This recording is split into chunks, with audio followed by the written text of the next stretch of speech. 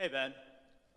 Given that the single biggest predictor of intergenerational poverty is whether an individual was raised in a single or two-parent household, would you be for or against an affirmative action policy where the institution gives preferential treatment to applicants who were raised in a single-parent household, or do you believe that that kind of policy would give rise to more problems of its own?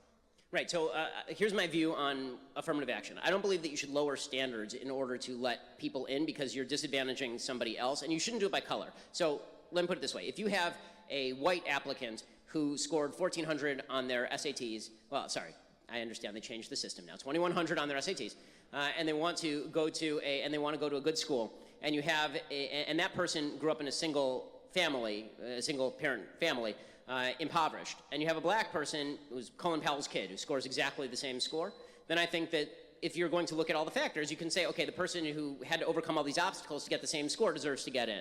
But that's based on overcoming obstacles. That's a character judgment. That is not a judgment on the basis of race.